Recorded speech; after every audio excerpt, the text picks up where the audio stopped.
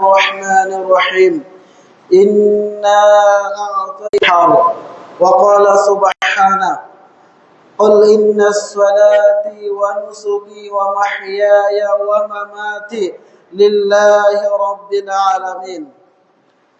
প্রশংসা সেই মহান রব্বুল আলামিনের জন্য, যে মহান রব্বুল আলামিন আমাদেরকে দীর্ঘ একটি বছর পর আবারও ঈদুল আজহার সালাত আদায় করার তৌফিক দান করেছেন। এই জন্য সকলে বলে আলহামদুলিল্লাহ।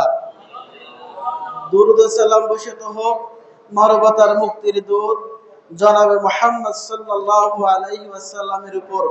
সকলে বলি সাল্লাল্লাহু আলাইহি ওয়াসাল্লাম। সম্মানিত সমবেত মুসল্লিবৃন্দ, একটু ধৈর্য ধারণ করে বসবেন, ইনশাআল্লাহ আমরা 15 মিনিটের মধ্যে শেষ করে দেওয়ার চেষ্টা করব। যেহেতু আজকে আমরা সালাত আদায় করলাম ঈদুল আজহা, এই ঈদুল আজহার গুরুত্বপূর্ণ দুটি কাজ হলো, এক হলো সালাত আদায় করা, সালাতের পরে গিয়ে আল্লাহ সন্তুষ্টির জন্য কুরবানি করা। আলহামদুলিল্লাহ, আমরা জামাতের সাথে সালাত আদায় করলাম, এরপরে আমরা আল্লাহ সন্তুষ্টির জন্য কুরবানি করবো ইনশাআল্লাহ। এই জন্য অল্প সময়ে কুরবানির কয়েকটা নিয়ম কানুন বলে আমি শেষ করব। ইতিপূর্বে আমরা খুতবায় কুরবানি বিস্তারিত আলোচনা করেছি, কাজে এখানে বিস্তারিত আলোচনা করব না, কয়েকটি নিয়ম বলে শেষ করব। ওমা তৌফিকি ইল্লা বিল্লাহ। আল্লাহ সুবহানাহু ওয়া তাআলা আমাকে ও আপনাদের সকলকে কোরআন এবং সুন্নাহর উপর আমল করার তৌফিক দান করুন, আল্লাহুম্মা আমিন। সম্মানিত সমবেত মুসল্লিবৃন্দ, আল্লাহ সুবহানাহু ওয়া তাআলা আমাদেরকে সৃষ্টি করেছেন তার ইবাদত করার জন্য, আর আমরা একমাত্র আল্লাহ সুবহানাহু ওয়া তাআলার ইবাদত করি তাকে সন্তুষ্ট করার জন্য, তার নৈকট্য হাসিল অর্জন করার জন্য। আর আল্লাহ সুবহানাহু ওয়া তাআলার নৈকট্য হাসিল অর্জন করা যায়, আল্লাহকে সন্তুষ্ট করা যায় যে ইবাদত গুলো রয়েছে, এই ইবাদত গুলোর মধ্য থেকে অন্যতম ইবাদত হলো কুরবানি করা। এই কুরবানি আমরা সকলেই জানি যে এই কুরবানি এসেছে আমাদের পিতা ইব্রাহিম আলাইহিস সালাম এবং ইসমাইল আলাইহিস সালামের সেই ঘটনা থেকে। ইব্রাহিম আলাইহিস সালাম ইসমাইল আলাইহিস সালামকে যে কুরবানি করেছিলেন, ওই কুরবানি মূলত আমাদের কুরবানি। ইসমাইল আলাইহিস সালামের কুরবানির পরিবর্তে আল্লাহ সুবহানাহু ওয়া তাআলা একটি দুম্বা কুরবানি করে দিয়েছিলেন। সেই নিয়ম অনুযায়ী আমাদেরও প্রতি বছর আল্লাহ সুবহানাহু ওয়া তাআলা সন্তুষ্টি অর্জন করার জন্য একটি ছাগল, দুম্বা অথবা উট বা গরু কুরবানি করা হয়, একমাত্র আল্লাহ সন্তুষ্টির জন্য। আল্লাহ সুবহানাহু ওয়া তাআলা আমাদের যে নিয়ামত দিয়েছেন, এই নিয়ামতের শুকরিয়া আদায় করার দুটি মাধ্যম আল্লাহ সুবহানাহু ওয়া তাআলা বলেছেন, একটি হলো সালাত আর একটি কুরবানি। আল্লাহ সুবহানাহু ওয়া তাআলা বলেন, বিসমিল্লাহির রহমানির রহিম, ইন্না আ'তাইনাকাল কাউসার। মুহাম্মদ সাল্লাল্লাহু আলাইহি সাল্লাম, আল্লাহ সুবহানাহু ওয়া তাআলা বলতেছেন, আমি তোমাকে কাউসার দান করেছি। কাউসার হলো কিয়ামতের দিন হাউজে কাউসার, যেখান থেকে উম্মতে মুহাম্মাদীকে আল্লাহ রাসূল সাল্লাল্লাহু আলাইহি সাল্লাম পানি পান করাবেন। এটা অনেক বড় একটি নিয়ামত। এজন্য আল্লাহ বলতেছেন, মুহাম্মদ সাল্লাল্লাহু আলাইহি সাল্লাম, আমি আপনাকে কাউসার দান করেছি। ফাসাল্লিলি, তুমি শুকরিয়া আদায় স্বরূপ সালাত আদায় করো, ওয়ানহার, এবং কুরবানি করো। আল্লাহ সুবহানাহু ওয়া তাআলা নিয়ামতের শুকরিয়া আদায় করার জন্য আমাদেরকে সালাত আদায় করার জন্য বলা হয়েছে। এজন্য আমরা আগে কি করলাম? কুরবানির সালাত আদায় করলাম, ফাসাল্লিলি সালাত আদায় করলাম, ওয়ানহার এরপরে যে আমরা কুরবানি করব ইনশাআল্লাহ। আল্লাহু আকবার, আল্লাহু আকবার, লা ইলাহা ইল্লাল্লাহ, আল্লাহু আকবার, আল্লাহু আকবার, ওয়া লিল্লাহিল হামদ। সম্মানিত সমবেত মুসল্লিবৃন্দ, কুরবানি হবে একমাত্র আল্লাহ সন্তুষ্টির জন্য।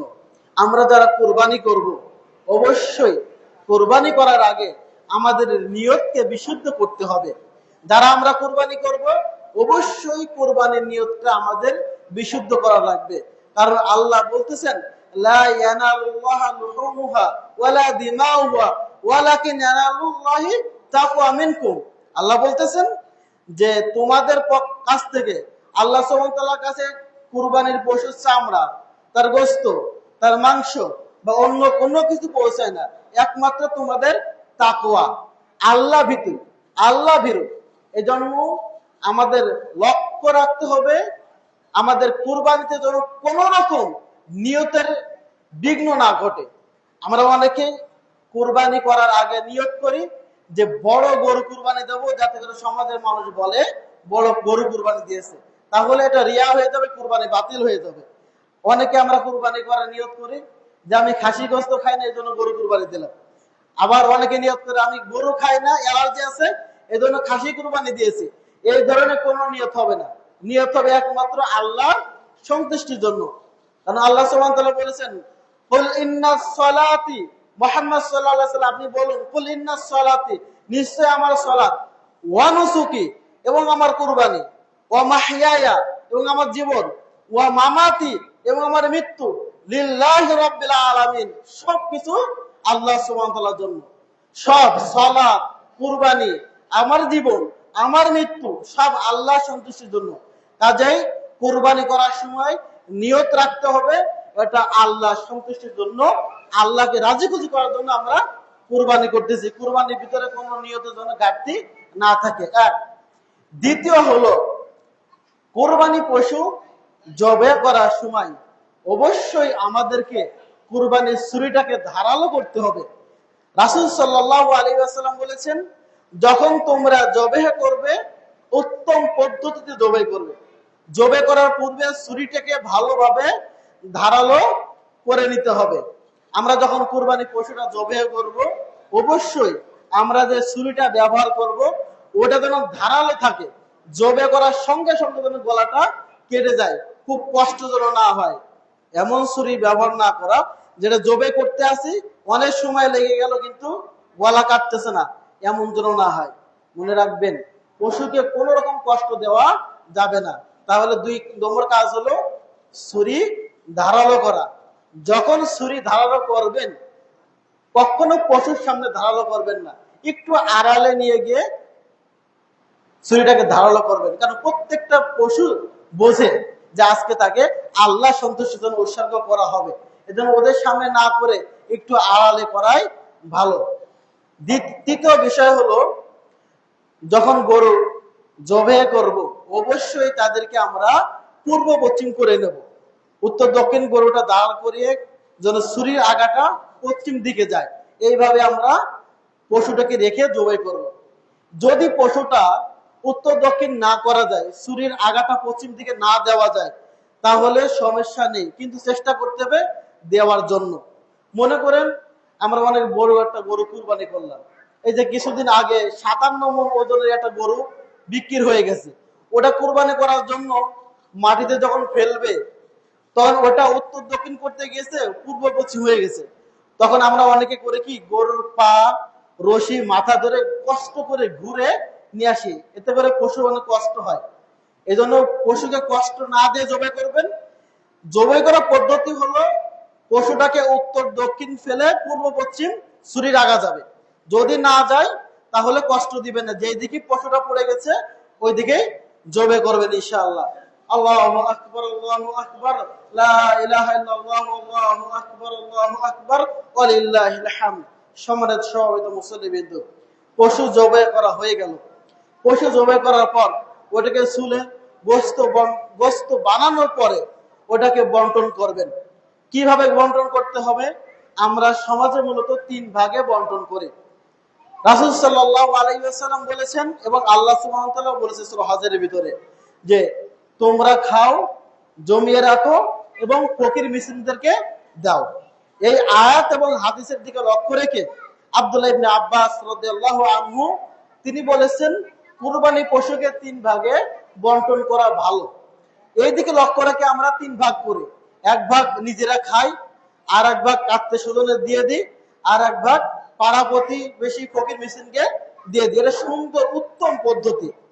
তো এই বন্টন করতে গিয়ে যদি কম বেশি হয় তাহলে আমাদের কুরবানির কোনো ক্ষতি হবে না। আমরা মনে করি যে 3টে বন্টন 3টাই সমান করতে হবে, কোনো কম বেশি যেন না হয় এমন মনে করি আমরা, কিন্তু না। যদি আপনি কম বেশি করেন কোনো সমস্যা নেই। আপনি যদি চান যে পুরোটাই মানুষকে দান করে দিবেন, দিতে পারেন। আবার যদি চান যে আপনি খাবেন, তাও পারবেন, কিন্তু সমস্যা হবে না। কিন্তু রাসূল সাল্লাল্লাহু আলাইহি ওয়াসাল্লামের সুন্নাহ হলো 3 ভাগে বন্টন করে সকলকে দিয়ে দেওয়া। এজন্য আপনারা কুরবানিতে প্রাধান্য দিবেন গরিব ফকির মিসকিনদেরকে, তাদেরকে দিয়ে দেওয়ার চেষ্টা করবেন। এই কোরবানির গোশত আমরা অনেক সময় করি কি, যে যারা চায় শুধুমাত্র তাদেরকে দিই না, যারা চাইতে পারে না তাদেরকেও দিতে হবে, যারা চায় তাদেরকেও দিতে হবে। মনে করেন আপনাদের মসজিদের খতিব সাহেব, আমি একজন সাপোজ উদাহরণ দিচ্ছি, আমি একজন গরিব মানুষ বা ফকির মিসকিন, আমি আপনাদের কাছে বলতে পারি না আমার একটু গোশত দেন, আপনাদের উচিত হবে আমার কাছে গোশত পৌঁছে দেওয়া। আবার আমি আপনার কাছে গিয়েছি, চাইছি, এই জন্য আপনি দিয়েছেন, এটাও আপনার উচিত আমাকে দেওয়া। এই জন্য যারা চায় তাদেরকেও দিবেন, যারা চাইতে পারে না ওদেরকে বাড়ি পৌঁছে দিবেন। দেখবেন যে কারা অসহায় আছে, মিসকিন আছে, চায় না, তাদের বাড়ি বাড়ি পৌঁছে দেওয়ার চেষ্টা করবেন। কারণ এই গোশতের ভিতরে আপনার হক রয়েছে, আপনার প্রতিবেশীর হক রয়েছে, ফকির মিসকিনের হক রয়েছে, তাদের হকগুলো বুঝে দেওয়ার চেষ্টা করবেন ইনশাআল্লাহ। আমরা অনেক সময় করি 3 ভাগে বন্টন করার পর নিজেরটা ঘরে উঠে রাখি, আত্মীয় স্বজনেরটা বাড়ি দিয়ে দিই। ফকির মিসকিনের গোশতটা যারা আমাদের বাড়িতে গোশত চাইতে আসে ওদেরকে দিয়ে দেওয়ার পরে যখন গোশত থাকে না, কিছু মানুষ আছে তখন বলি যে নাই, চলে যাও, শেষ, আর নাই, তোমরা চলে যাও। এই কথা কখনো বলবেন না। তাদেরকে আপনার যে বন্টনে যে গোশত আছে প্রয়োজনে আপনার ওখান থেকে তাদেরকে দিয়ে দেবেন। দয়া করে তাদেরকে কষ্ট দিয়ে তাড়িয়ে দিবেন না। কারণ আল্লাহ সুবহানাহু ওয়া তাআলা আপনাকে কুরবানি দেওয়ার সামর্থ্য দিয়েছে, আর আল্লাহ সন্তুষ্টির জন্য কুরবানি দিচ্ছেন। মানুষকে খাওয়ানোর মতন এত বড় সওয়াবের কাজ আর হতে পারে না। কাজে মানুষদেরকে খাইয়ে তৃপ্তি পাওয়ার চেষ্টা করবেন, নিজে খেয়ে তৃপ্তি পাওয়ার চেষ্টা করেন না। কারণ কুরবানি হলো ত্যাগের মাস, এটা ত্যাগ করা। কুরবানি অর্থ ত্যাগ করা। আপনি শুধু ভোগ করবেন তা না, ত্যাগ করার চেষ্টা করবেন ইনশাআল্লাহ। আল্লাহ সুবহানাহু ওয়া তাআলা আমাদের তৌফিক দান করুন। আল্লাহুম্মা আমিন। আল্লাহু আকবার, আল্লাহু আকবার, লা ইলাহা ইল্লাল্লাহ, আল্লাহু আকবার, আল্লাহু আকবার, ওয়ালিল্লাহিল হামদ। সম্মানিত সমবেত মুসলিমবৃন্দ, এরপর কুরবানি গোশত বন্টন করার পরে আমাদের যে পশুর চামড়াটা আছে এটাকে বিক্রি করে এই যে মূল্যটা আছে এটা ফকির মিসকিনদের দিয়ে দেওয়ার চেষ্টা করবেন। কিন্তু দুর্ভাগ্য যে এই চামড়াটার মূল্য যে এত বেশি যে একজন মানুষকে দেওয়া যায় না। একটা মানুষ মনে করেন যে এই ভাটিয়াপাড়া থেকে আপনার এখানে আসবে চামড়া নিতে, ওই চামড়া বিক্রি করেও যাওয়ার পয়সা হবে না। এই চামড়া বর্তমানে যে মূল্য, এই মূল্য, এই সিন্ডিকেট আমাদেরকে ভাঙার জন্য যেটা কওমি মাদ্রাসা থেকে উদ্যোগ নেওয়া হয়েছে, এই বছর তারা চামড়া কালেকশন করবে না। কারণ এই চামড়া কালেকশন করার পরে নিয়ে যে বিক্রি করলে এর মূল্য পাওয়া যায় না। মাদ্রাসা কর্তৃপক্ষ বলতেছেন যে চামড়া কালেকশন করে নিয়ে এসে এই যে পিকআপ ভাড়াটা আমরা তুলতে পারি না। কাজেই যতদিন পর্যন্ত চামড়ার ন্যায্য মূল্য না দেওয়া হবে চামড়া কালেকশন করবে না। কাজেই আপনারা যদি চামড়া বিক্রি না করতে চান, এর মূল্যটা নিজেরাই নির্ধারণ করে এটা মানুষকে দান করে দিবেন। প্রয়োজনে এই চামড়াটা মাটির তলে পুঁতে রাখুন। যখন চামড়া কিনতে পাওয়া যাবে না তখন দেখবেন এই সিন্ডিকেট ভেঙে যাবে। আপনারা চিন্তা করে দেখুন, একটা চামড়ার দাম 20 টাকা, 40 টাকা, অথচ ওই চামড়া একটা ব্যাগ কিনতে যান তার দাম 2000 টাকা, 3000 টাকা। আমি চামড়া বিক্রি করতে পারি না 20 টাকায়, আর ব্যাগ কিনতে গেলে কেন আমার 2000 টাকা ব্যাগ লাগবে?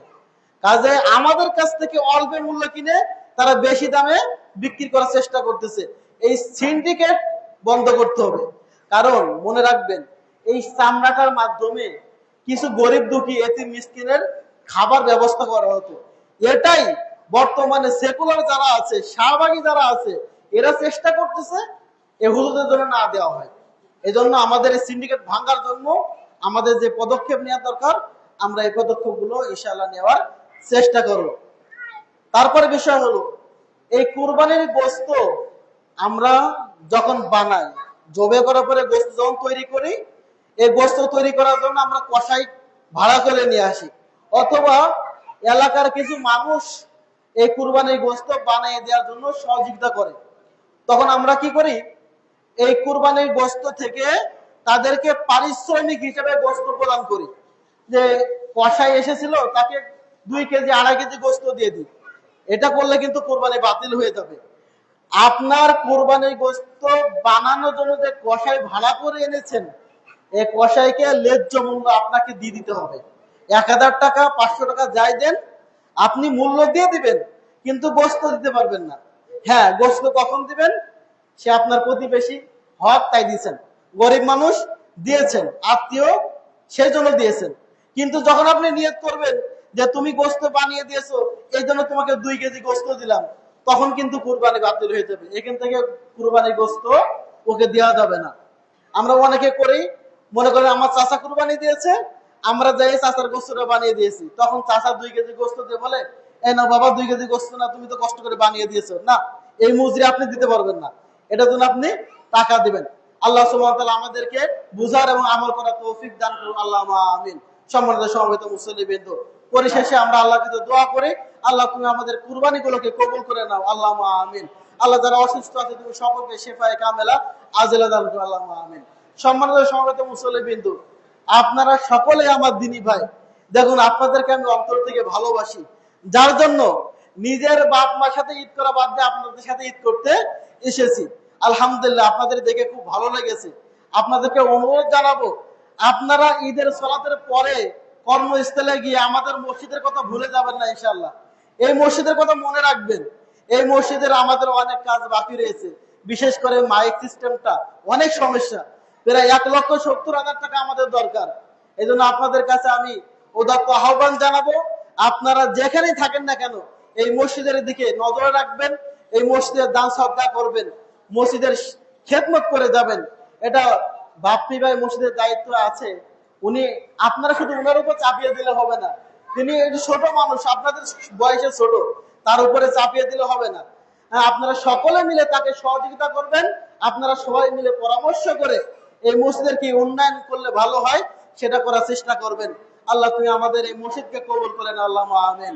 আল্লাহ এই মসজিদ যারা শ্রম দিচ্ছে, মেধা দিচ্ছে, সহযোগিতা করতেছে, তুমি সকলকে দিনের জন্য কবুল করে দাও, আল্লাহুম্মা আমিন। সুবহানাকাল্লাহুম্মা ওয়া বিহামদিকা আশহাদু আল্লা ইলাহা ইল্লা আনতা আস্তাগফিরুকা ওয়া আতুবু ইলাইহি। আসসালামু আলাইকুম ওয়া রাহমাতুল্লাহ। আল্লাহু আকবার, আল্লাহু আকবার, লা ইলাহা ইল্লাল্লাহ, আল্লাহু আকবার, আল্লাহু আকবার, ওয়া লিল্লাহিল হামদ।